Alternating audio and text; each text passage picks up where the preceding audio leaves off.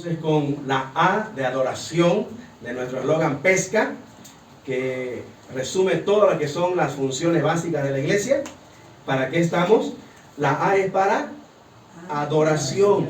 Y hemos aprendido que la adoración es rendir honor a un ser superior. Y el Dios de la Biblia, el Dios que adoramos, es el único digno y merecedor de esta acción, de la verdadera adoración. ¿Ya? Porque Él nos creó, Él nos sustenta, Él nos redimió. Cuando hemos creído en Cristo, Él es nuestro Padre que nos ama y está contento con que nosotros le pertenezcamos, con que nosotros seamos sus hijos ahora. ¿Sí? Entonces, habiendo aprendido este detalle de lo que significa la adoración, hoy vamos a aprender, hermano, otro detalle más de la adoración que tiene que ver con los elementos indispensables de la adoración. Anótese, elementos indispensables de la verdadera adoración. La verdadera adoración, hermano, tiene elementos que sin ellos, sin uno de ellos, si faltara uno de ellos, ya no sería una verdadera adoración. No sería una correcta adoración. ¿Sí? Por eso hay mucha confusión en este mundo, donde claro, todos rinden honor a un ser superior para ellos, según el concepto de ellos, los que no conocen la Biblia y no conocen al Dios de la Biblia. ¿Ya? Es interesante mirar la historia de la humanidad, cómo el ser humano es consciente de que hay un ser superior que merece ser adorado. Por eso cuando ellos han visto algo superior a ellos, ya nomás lo han adorado al trueno, por ejemplo, en las tormentas, ¿no? En las descargas eléctricas, matan, ¿no? Y ve que los árboles los quebran y todo eso. Entonces se hacen una estatua del rayo y lo adoran, ¿no? Un reptil que no lo pueden vencer, ya le hacen una estatua y lo adoran. A un reptil, ¿no? A una fiera, a un toro, ¿no? Y ya le rinden culto. Al sol, por ejemplo, ¿no? A la luna, a algún astro. Y así el hombre sabe que hay un ser superior. Pero como no conoce la Biblia, o ha conocido a Dios en su conciencia, ¿sí? Y también a través de la creación, pero como dice Pablo en Romanos 1, no ha querido reconocerlo como el Dios creador y sustentador. Y se ha dedicado a adorar a sus criaturas. Mejor una mujer, ¿no? Una estatua de una mujer, una figura de un hombre, ¿no? Y a ellos rendirle culto. Pero la verdadera adoración, ¿sí? De la que nos habla la Biblia, tiene dos elementos fundamentales, indispensables, que si falta uno de ellos ya no es una verdadera adoración. Y para hablar de ese tema y sus elementos indispensables, el Señor Jesús no lo hizo en un retiro espiritual con sus escogidos, no lo hizo en un lugar, ¿no?, espléndido, lleno de detalles, ¿no?, como en el templo, por ejemplo, que era una hermosura, ¿no?, una arquitectura muy bella, ¿no es cierto? Él lo hizo, hermano, interesante, en un lugar que tal vez nosotros diríamos, no, pero ¿cómo? El Señor va a enseñar sobre la adoración, ¿no? En un lugar así, y con una persona así, como la que vamos a ver, que es con la persona que tocó este tema, hermano, importante. Y con esta historia, yo quisiera despejar muchas dudas, muchos malos conceptos, pienso yo, de lo que es adorar a Dios. Y vamos a entender, hermano, el por qué Dios recibe la adoración de donde hay dos o tres reunidos en su nombre, aunque no estén en un edificio con vidrios, ¿no?, especiales de catedral, o donde no vean una arquitectura extravagante, ¿no?, muy exótica, muy una arquitectura, ¿no es cierto?, muy extravagante, ¿no? Que a veces si no hay eso nos sentimos raros, ¿no? Como en un garaje, ¿no? O sea, vamos a entender, hermano, que la adoración va mucho más allá del lugar, ¿ya? De el tiempo inclusive en que lo tengamos que hacer, ¿ok? O el día, porque hay muchos que se hacen problema del día, por ejemplo, ¿no?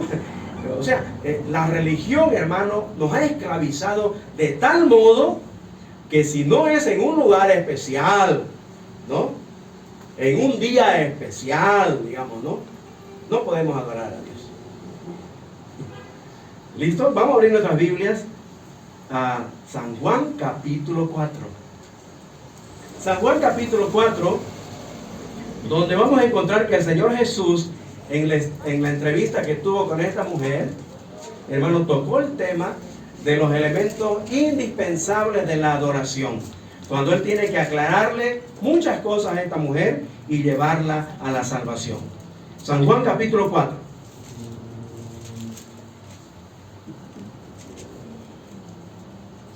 Mientras busque, hermano, decirle de que la adoración es la función más importante de la iglesia. En realidad es nuestra razón de ser. Para eso estamos. Para eso Dios nos creó. Y para eso Él nos redimió, nos rescató. Porque Él quiere, hermano, que seamos para honra y gloria de su nombre. ¿Ya? Entonces, vamos a mirar que el Señor Jesús le explica a esta mujer esta razón de ser de la iglesia, del ser humano. Que estamos para adorar y Dios está buscando adoradores. ¿Ya? Dios está buscando adoradores. Entonces, vamos a leer San Juan capítulo 4. Dice así: cuando pues el Señor entendió que los fariseos habían oído decir, Jesús hace y bautiza más discípulos que Juan, y aclara el escritor y dice en el 2, aunque Jesús no bautizaba, sino sus discípulos, salió de Judea y se fue otra vez a Galilea. Entonces este es el trayecto que va a hacer, hermano. Tome nota. De Jerusalén va a ir a Galilea. ¿Ya? Ok. Y dice, ¿no? Jesús, me pasé, ¿no? Entonces estamos en el versículo 4. Y le era necesario a Jesús pasar por Samaria. Vino pues a una ciudad de Samaria llamada Sicar, esta ciudad, junto a la heredad de Jacob, que Jacob dio a su hijo José. Y estaba allí el pozo de Jacob. Entonces Jesús, cansado del camino, se sentó así junto al pozo. Era como la hora sexta. Tome nota de eso. Póngale ahí al ladito las 12 del mediodía. Más o menos como ahorita. 25 minutos ya era, ¿no?, la hora sexta para los judíos. 7. Vino una mujer a esa hora, imagínense. Vino una mujer de Samaria a sacar agua. Y Jesús le dijo, dame de beber. Pues sus discípulos habían ido a la ciudad a comprar de comer. La mujer samaritana le dijo, ¿cómo tú, siendo judío, me dices a mí, que soy mujer, ¿no?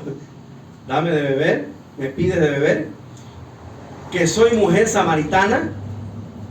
Ahora, esto es importante subrayar, dice, porque judíos y samaritanos no se tratan entre sí, aclara el escritor, ¿no? Y el 10 dice, respondió Jesús y le dijo, si conocieras el don de Dios, subraye esto, don de Dios. ¿Y quién es el que te dice? Subraye quién también, el personaje que trae este don de Dios, ¿no? ¿Quién te dice, dame de beber? Tú le pedirías más bien y él te daría agua viva. La mujer le dijo, aún sigue sin entender, y le dice, Señor, no tienes con qué sacarla y el pozo es hondo. ¿De dónde pues tienes el agua viva? ¿Acaso eres tú mayor que nuestro padre Jacob, que nos dio este pozo, del cual bebieron él, sus hijos y sus ganados? Respondió Jesús y le dijo, cualquiera que bebiere de esta agua volverá a tener sed, mas el que bebiere del agua que yo le daré no tendrá sed jamás, sino que el agua que yo le daré será en él una fuente de agua que salte para vida eterna. La mujer le dijo: Señor, dame esa agua, para que no tenga yo sed, ni venga aquí a sacarla. Sigue sin entender, ¿no? Y el 16 dice, Jesús le dijo: ve, llama a tu marido y ven acá. Y el 17 dice, respondió la mujer y le dijo: no tengo marido. Jesús le dijo entonces: bien has dicho, no tengo marido, porque 5 maridos has tenido, y el que ahora tienes no es tu marido. Ya vamos a entender por qué ella fue a las 12 de la mañana, de las 12 del mediodía a traer agua, cuando ninguna de las mujeres, nadie iba a esa hora, ¿no? Y el 19 dice, le dijo la mujer: Señor, me parece que tú eres profeta. Nuestros padres, y miren cómo le cambia el tema, ¿no? Nuestros padres adoraron en este. Ahí empieza el tema. En el 20, lo vamos a dejar hasta ahí. Del versículo 1 hasta el 19, encontramos el contexto de cómo el Señor Jesús empezó a hablar de este tema importante, la adoración. Y con qué tipo de persona y en qué lugar lo hizo. ¿Ya? El contexto, hermano, para que entendamos mejor, la cosa es que los samaritanos eran unos judíos mezclados, eran de las 10 tribus que fueron llevadas cautivas primero por Asiria, ¿ya? Y se perdieron. Y los asirios mandaron a habitar esa ciudad con gente pagana, ¿ya? Que no conocía a Dios de la Biblia, a Jehová. Entonces trajeron muchas prácticas y al final de cuentas los judíos de las 10 tribus se esparcieron y desaparecieron. Y algunos de ellos volvieron a la tierra de Israel, pero ya mezclados, ya no eran unos judíos puros, ya se habían casado con gentiles, con paganos. Y entonces no eran bien vistos por los judíos, por los de Israel, por los de Judá, ya que fueron el otro grupo, ¿no? Que lo llevó Babilonia, lo llevó. Pero ellos volvieron, reconstruyeron su templo y otra vez volvieron a tomar posesión de su lugar, ¿no ven? En el tiempo de los romanos. Pero había esa enemistad, no trataban bien los judíos a los samaritanos por esa mezcla. Había un sincretismo no solamente físico, pero religioso. Y estos samaritanos no aceptaban, hermano, todos los escritos del Antiguo Testamento que tenían los judíos. ¿Ya? Ellos solamente se quedaron con el Pentateuco. Así que los escritos poéticos como los salmos y los profetas, ¿no? Que testificaron en Israel en el exilio, Isaías, Jeremías y en fin, todos los profetas, no eran aceptados por los samaritanos. Los samaritanos solamente tenían la Torá, la ley de Jehová, los 5 primeros libros de la Biblia, es decir, la ley de Moisés. ¿Ya?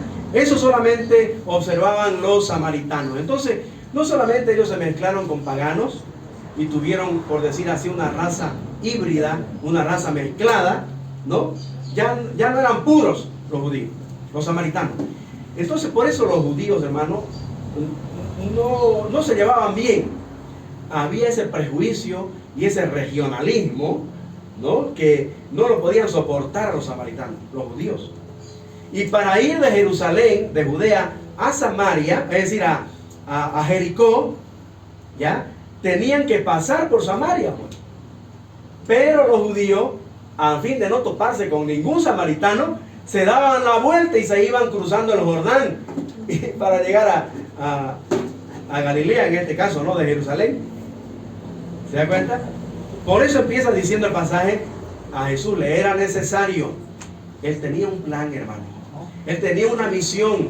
Por eso le era necesario pasar por Samaria. Y pasó, dice, por un lugar donde estaba el pozo de Jacob. Entonces ahí viene esta mujer.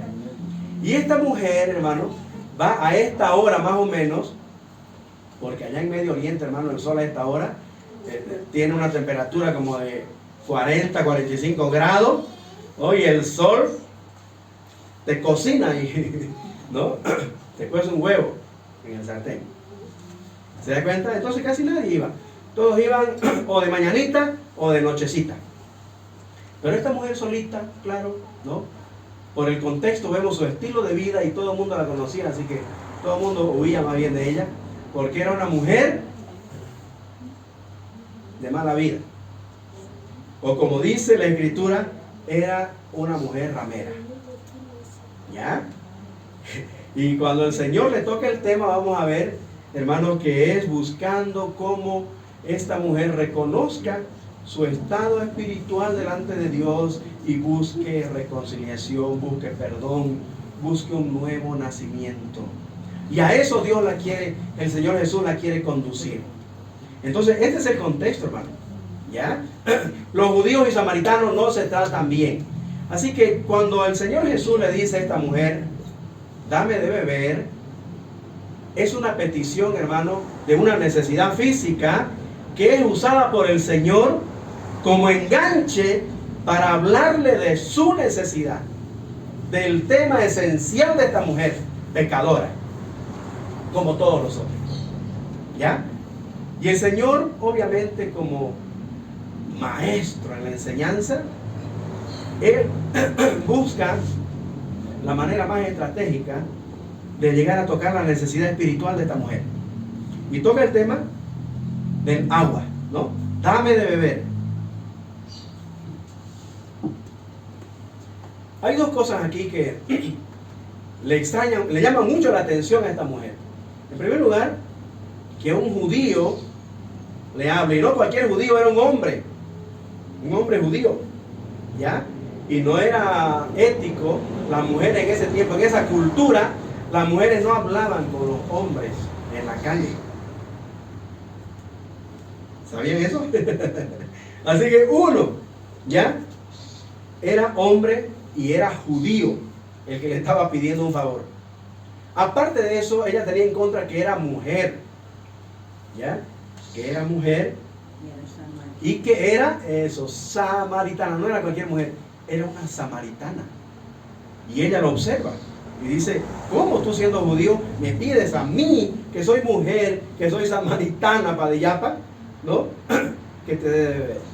Y entonces empieza, hermano, la conversación ahí, y el Señor poco a poco la va llevando, ¿no?, a ver su necesidad espiritual, tocándole el tema moral, el tema de su estilo de vida, del por qué ella estaba yendo a las 12 del mediodía recién a traer agua, ¿no? Era una mujer ramera, hermano. Era una pecadora que había tenido 5 concubinos y el que tenía ahora tampoco era su esposo, no se había casado. Y esto llama la atención a la mujer. Ya, me parece que tú eres profeta, dice, ¿no? Y sale con otro tema, ¿no? Nuestros padres, o sea, la clásica, ¿no? Cuando le hablamos a una persona de Cristo y que es pecadora y que necesita nacer de nuevo, que necesita creer en Cristo. Ya no salen por la tangente, ¿no? Ya salen con otro tema, ¿no? Dice, pero ¿y cómo es que si uno no cree en Cristo entonces se pierde? ¿Y qué de los indios que nunca han escuchado de Jesús? Sale con un tema así, ¿no? ¿Y de dónde sacó Caín su esposa? Temas que no vienen al caso, ¿no? Pero yo conozco a mi vecino que es evangelista. Y si ustedes supieran. Y empiezan a sacar temas que nada tienen que ver con su vida. No estamos hablando de tu situación, ¿no?, matrimonial. Estamos hablando de tu vida moral. Estamos hablando de tu necesidad de ser salvo. No me salga por la tangente. Pero el Señor, muy ético, muy profesional, ¿no es cierto?, en el tema, Él le explica claro, le responde claramente a su pregunta y lo toma ahí, hermano, al versículo 19. Nuestros padres adoraron, le dice, en este monte. Cuando le sale por otro tema, ¿no? Me parece que tú eres profeta, ¿no? Y en vez de hablar de la palabra de Dios como un profeta, ya sale con otro tema, ¿no? Y le dice, nuestros padres adoraron en este monte y vosotros decís que en Jerusalén es el lugar donde se debe adorar.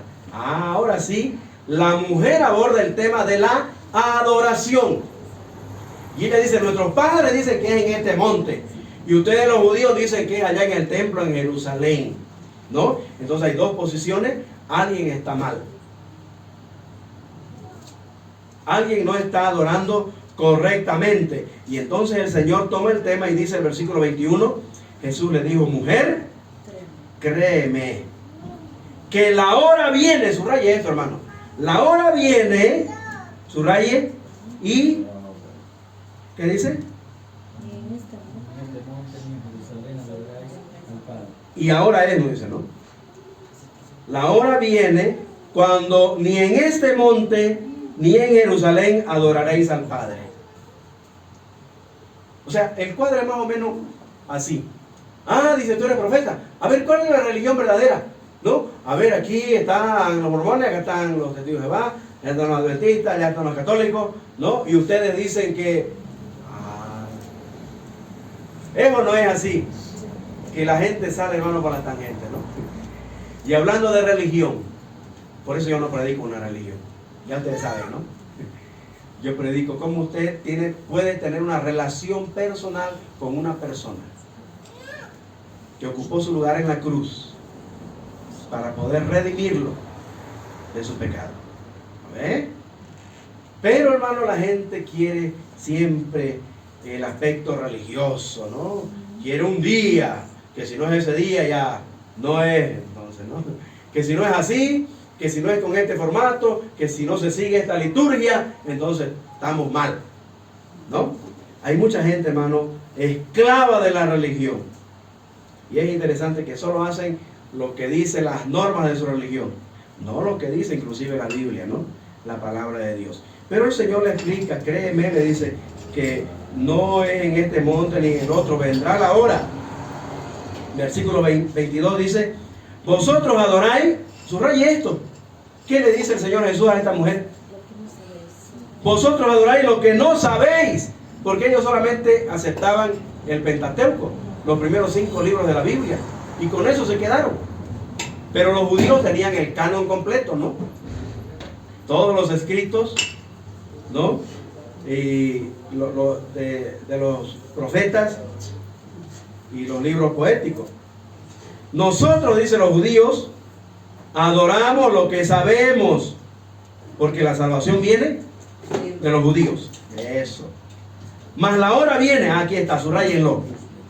Mas la hora viene y ahora es, ya, subraya eso. La hora viene y ahora es. Ahora es, hermano.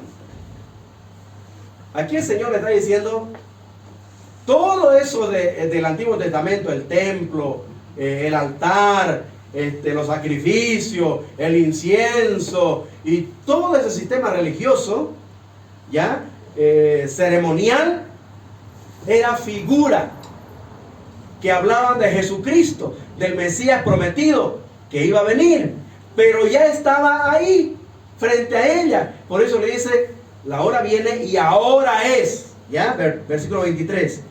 Mas la hora viene y ahora es cuando los verdaderos, subraye, los verdaderos adoradores adorarán al Padre, no en ese monte, ni en este templo, ni en tal lugar, ni tal día. Llegó el momento, hermano, en que la adoración no depende de un lugar, ni de un sistema religioso. ¿Ya? Dice, sino que los verdaderos adoradores adorarán al Padre en dos cosas que deben subrayar, porque son los dos elementos claves de la verdadera adoración.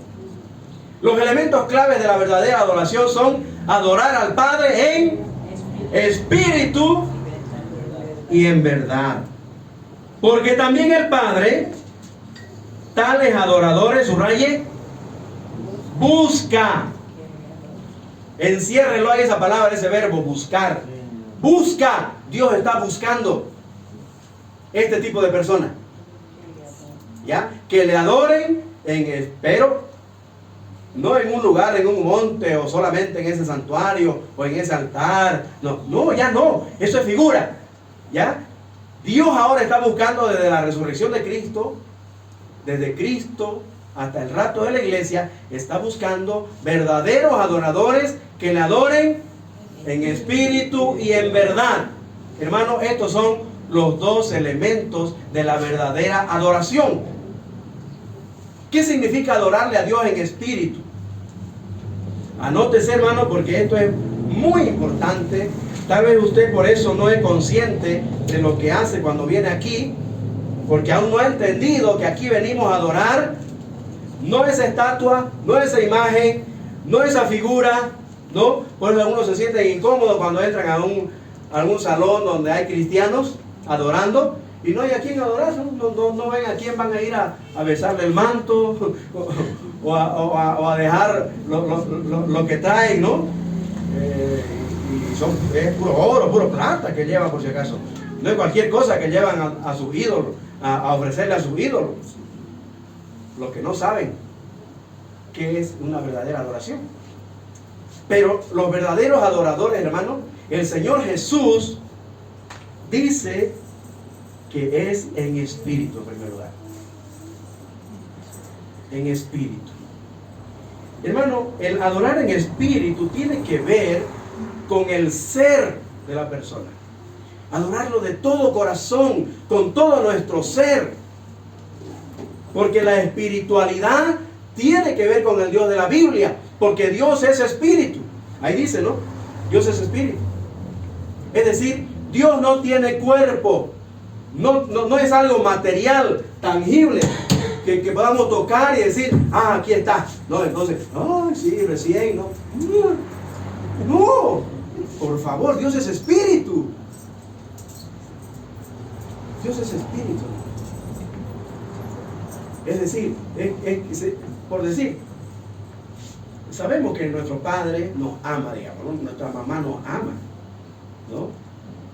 Pero nosotros como hijos vemos qué tamaño es su amor, o lo podemos medir. Podemos ver qué color es el amor que mi papá me tiene, o mi mamá. O podemos probar, a ver, qué sabor es el amor de mi madre. O sea, no, pero no por eso no vamos a decir que no existe, ¿no? Y la gente, hermano, si no ve algo tangible que puede tocar, dice, no, aquí no hay a quién. Por eso la verdadera adoración, dice, es en espíritu. Tu ser, tu corazón, ¿ya? Con todo tu ser y tu corazón tienes que rendirle culto a ese ser superior, ¿ya? Eso es adoración. Dar honor a un ser superior. Rendir honor a un ser superior. Pero como ese ser superior, el Dios de la Biblia, es espíritu, la adoración pues tenemos que hacerla en espíritu. ¿Ok? Y el espíritu nos habla de una persona.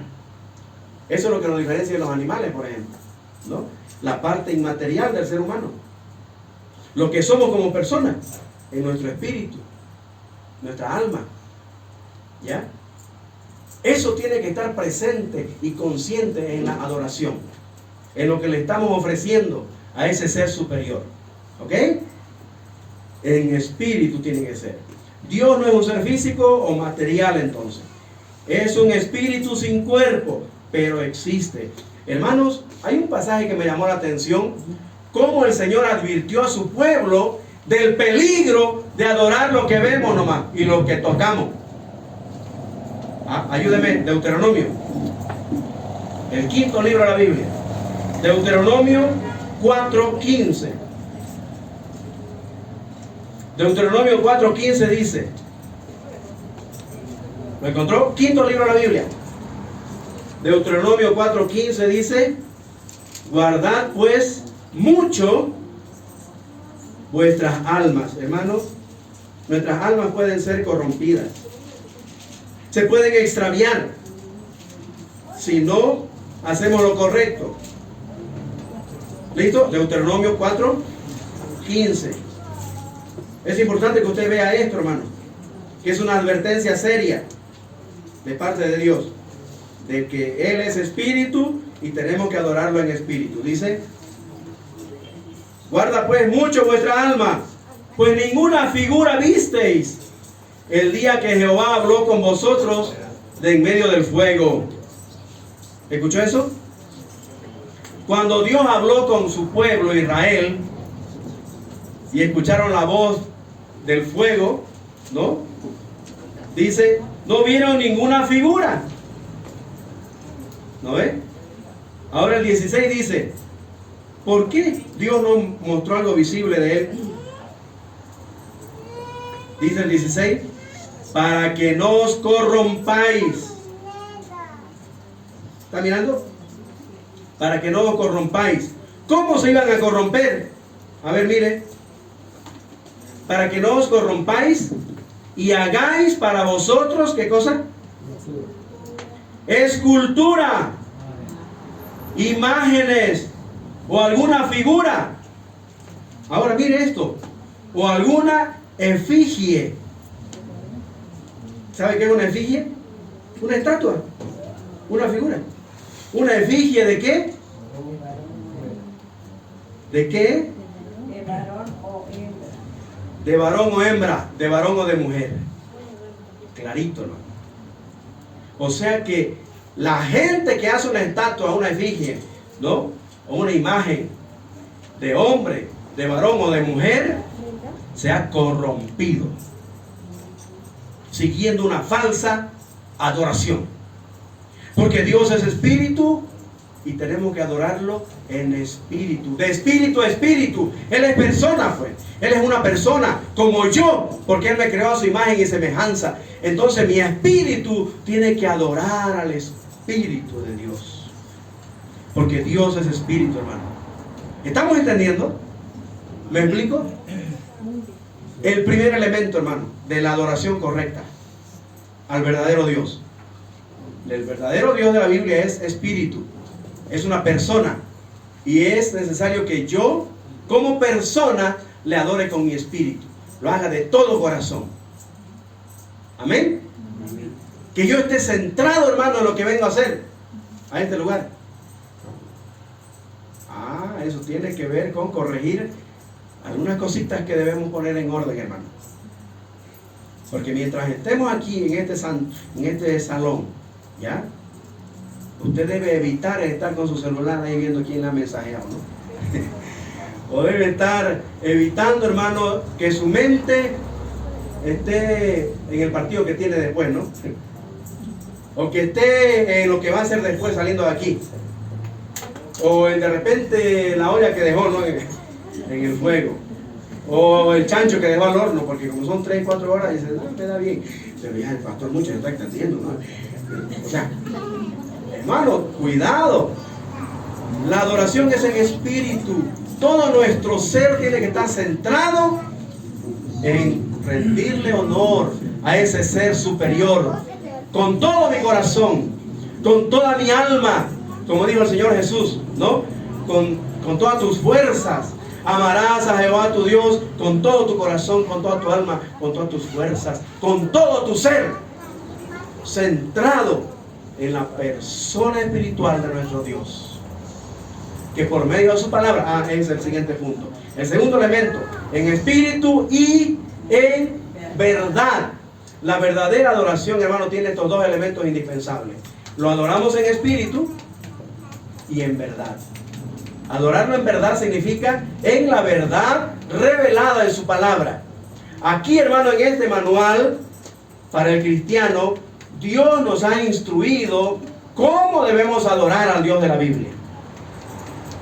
Y nuestra adoración tiene que estar centrada en la verdad revelada por Él en su palabra. Hermano, cada presidente, cada rey tiene su protocolo, ¿no? ¿Cómo nosotros vamos a estar en una de sus celebraciones?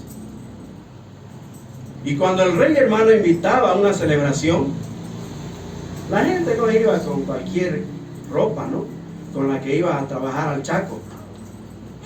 No se iba con esa ropa. O no se iba con la ropa con la que iba a jugar, digamos, un partido. ¿No ven? Imagínense. Los reyes, hermanos, tenían su protocolo de celebración, de fiesta. Hermano, nuestro rey, el rey de reyes, a quien le rendimos honor, porque es nuestro ser superior, igual tiene su protocolo, hermano. Igual nos dice cómo debemos venir ante su presencia y qué debemos traer ante su presencia. A veces, hermano, nosotros decimos, voy a ir a la iglesia porque quiero que me vaya bien esta semana, ¿no? Voy a ir al culto porque yo pues, voy a empezar un negocio y quiero que me... O sea, no venimos aquí a ver qué vamos a recibir, hermano. Aquí venimos a rendir, a dar. Y como aprendimos el anterior domingo, a dar lo mejor. Y algo que me cueste. Como dijo David, ¿no? En el pasaje que leímos, ¿recuerdan? En 2 Samuel 24:24. Él dijo, no voy a ofrecer a Dios algo que no me cueste. Eso no es pues adoración. Tiene que costarme. Es con sacrificio. La adoración al Dios de la Biblia, hermano, es todo acto que yo le ofrezco a Dios que me demanda un sacrificio. Como el que usted ha hecho hoy para llegar temprano. Porque cuesta, ¿no? Porque vaya que hay tantas cosas que se nos atraviesan, ¿no? Especialmente cuando venimos a adorar al Señor. Que el micro no pasa, que cuando salgo me dejó y muchos otros 15 minutos de esperarlo y ya llego tarde, bueno.